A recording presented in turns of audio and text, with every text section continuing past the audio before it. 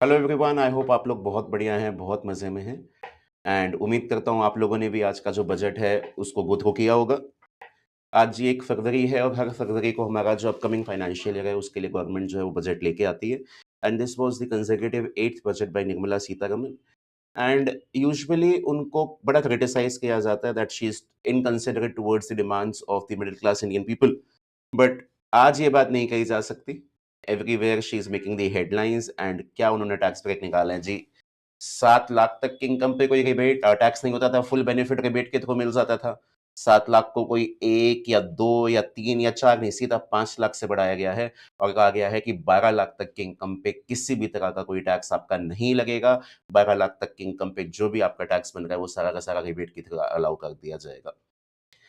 चलिए जी, आज के इस वीडियो में हम डिस्कस करते हैं डायरेक्ट टैक्स के कुछ मेजर अमेंडमेंट्स जो आज के बजट में प्रपोज किए गए हैं। सबसे पहली चीज, डायरेक्ट प्रपोजल में गवर्नमेंट ने अपनी इंटेंशन जो है वो क्लियर कर दी है that they wish to bring a new income tax law in India. हमारा जब बजट 2024 आया था ना, 23 जुलाई 2024 को इलेक्शंस के बाद वाला जो बजट था, उसमें बहुत क्लियरली कहा गया था कि गवर्नमेंट हमारे इनकम टैक्स के लॉ का कॉम्प्रिहेंसिवली रिव्यू करा रही है and in due course of time government income tax के लॉ को सिंप्लीफाई करेगी। और आज इन्होंने ये वाली चीज़ बोल दी कि जो नया इनकम टैक्स का बिल, अब उसे इनकम टैक्स एक्ट ही बोला जाएगा नया, या फिर उसे डायरेक्ट टैक्स कोड बोला जाएगा, वो तो जब अपकमिंग वीक के अंदर ये वाला बिल आएगा, तो पता चलेगा इसको क्या नाम दिया गया है। तो यहाँ पे इन्होंने बोला जी अपकमिंग वीक के अंदर ये नए इनकम टैक्स लॉ के जो बिल है उसको टेबल करेंगे and the new bill will be clear and direct in tax with close to half of the present law in terms of both chapters and words.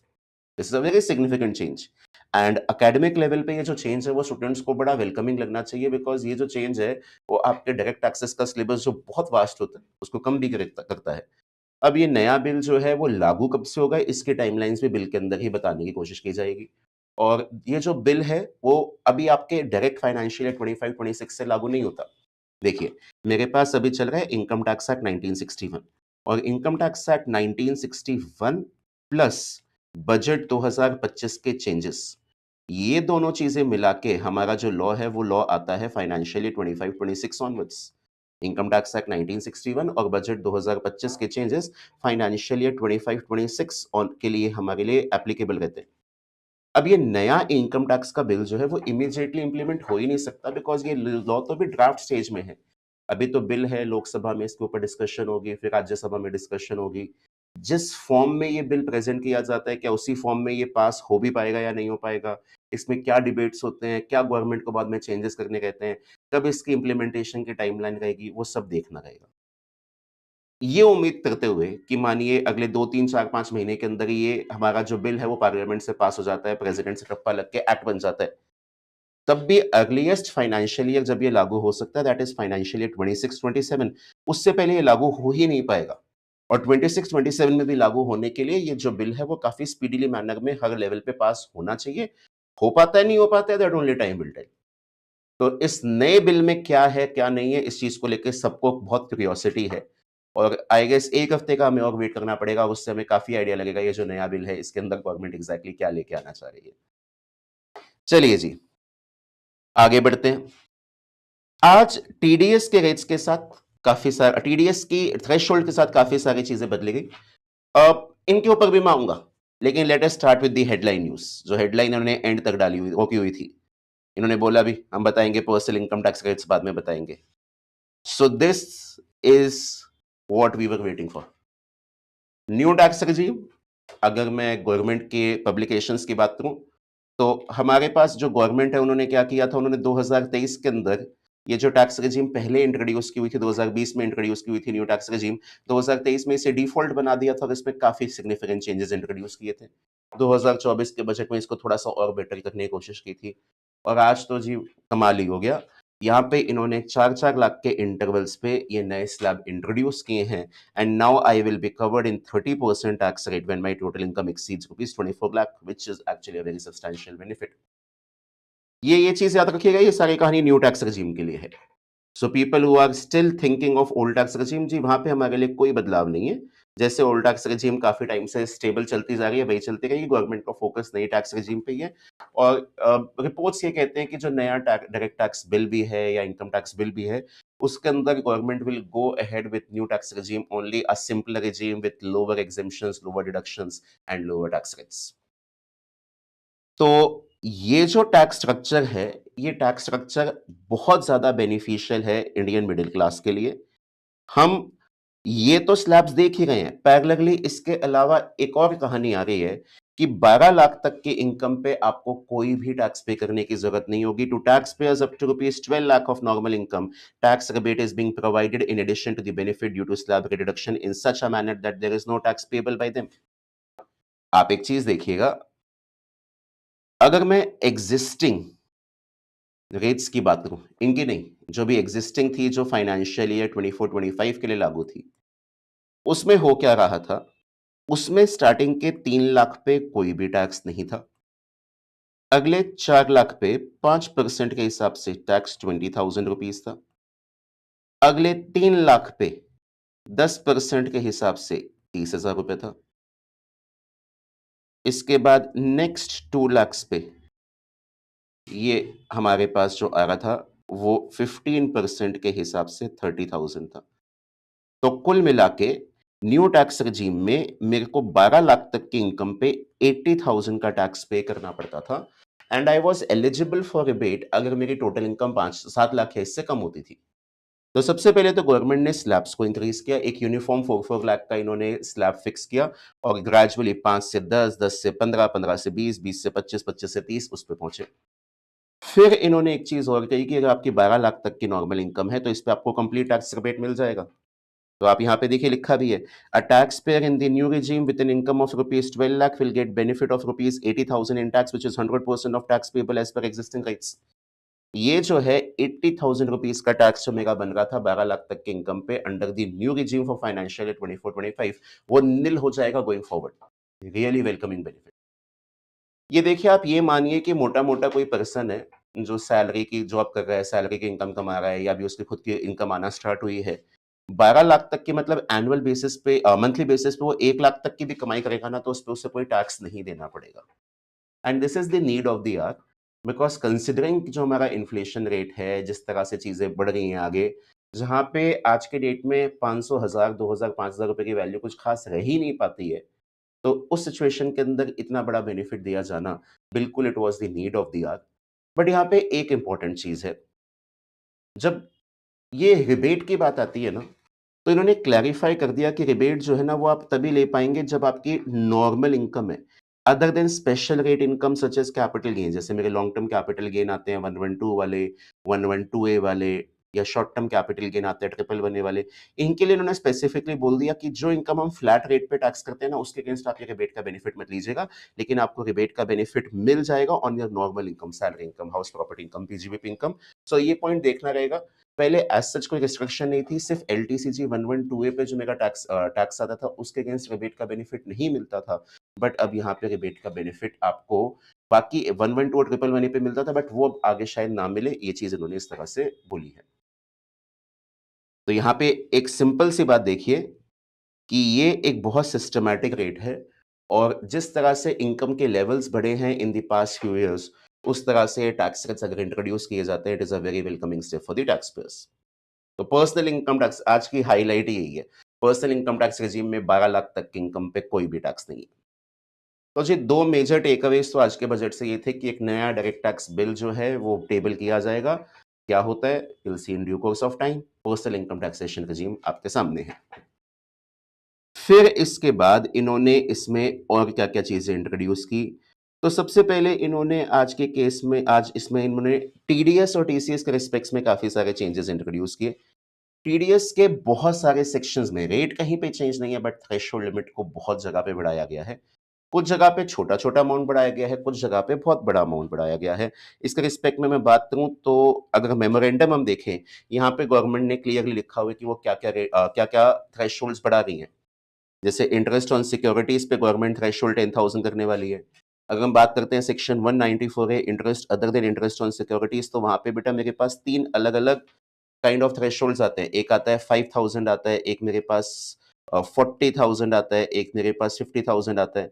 हम कहते हैं if interest is being paid by any person other than bank and post office the threshold of 5,000 is applicable.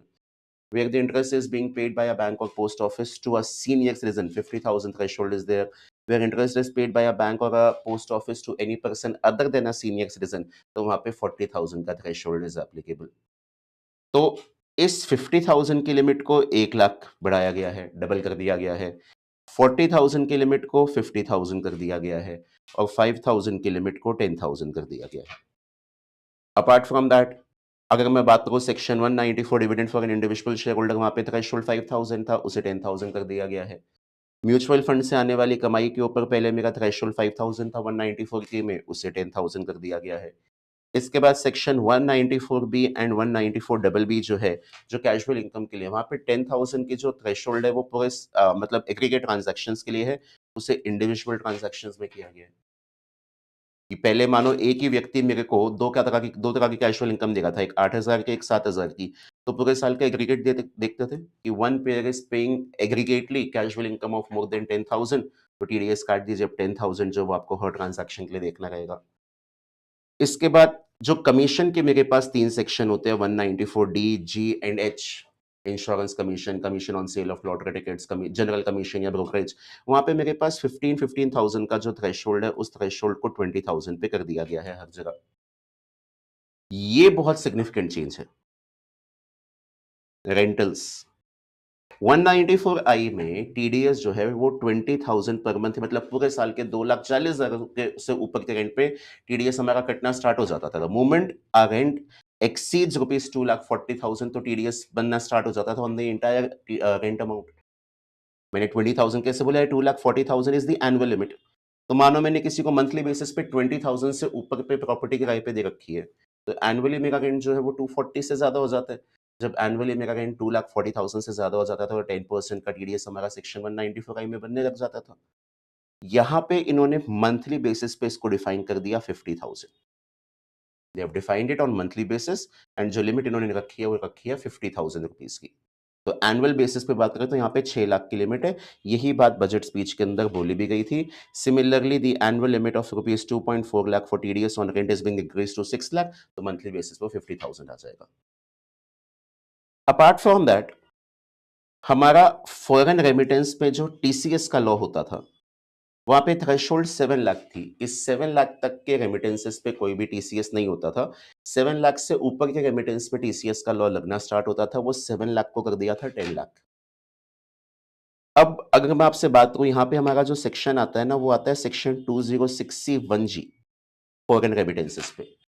और वहां पे हम कहते हैं कि अप टू 7 लाख मेरा कोई भी टीसीएस नहीं है, और 7 लाख से ऊपर, if it is more than 7 lakh, तो 7 लाख से ऊपर वाले अमाउंट पे टीसीएस लगता है. वो लगता था जी 0.5% पे, और 0.5% पे टीसीएस लगता था अगर मैंने एजुकेशन का लोन लिया और लोन लेके पैसा बाहर एमिट किया. जनरली मैं खुद अपनी जेब से पैसा पे करता हूं एजुकेशन के लिए या मेडिकल ट्रीटमेंट के लिए, तो उस पे 5% था और बाकी केसेस में 20% था. तो नंबर वन, एक तो जो 7 लाख की लिमिट है, इस 7 लाख की लिमिट को बढ़ा के 10 लाख करने की बात की गई है. और ये 0.5% का जो टीसीएस होता था, जो लगता था जब आप एजुकेशनल हायर एजुकेशन के लिए लोन लेते हैं और उस पैसे को इंडिया के बाहर रेमिट करते हैं, उस पे 0.5% का टीसीएस था. तो उस 0.5% को ऑल टुगेदर रिमूव करने की बात की गई है, क्योंकि यहाँ पे हम ऑलरेडी देखिए अपने खुद के फंड से नहीं, उधारी के लिए हुए पैसे से पैसा इंडिया के बाहर रेमिट करते थे. जब आप इसमें टीसीएस लगाएंगे, टीसीएस इसके ऊपर आप लगाएंगे, तो और एडिशनली फंड की रिक्वायरमेंट्स बढ़ जाती है. तो शायद जब मेरे पास खुद के पास पैसा है ही नहीं एजुकेशन के लिए, और मैं खुद लोन लेके इंडिया के बाहर रेमिट कर रहा हूँ, तो गवर्नमेंट ने टीसीएस हटा दिया ताकि हमारे ऊपर फाइनेंशियल बर्डन कम हो जाए. I also propose to remove TCS on remittances for education purposes where such remittance is out of a loan taken from a specified financial institution. अगली चीज, इसके अलावा हमारे पास टीडीएस और टीसीएस के लॉ में ना, हमारे पास एक सेक्शन होता था, सेक्शन 206AB, या आज भी है वैसे तो, अब गोइंग फॉरवर्ड हट गए. टीडीएस के लॉ में मेरे पास एक सेक्शन आता है 206AB, और टीसीएस के लॉ में मेरे पास एक सेक्शन आता है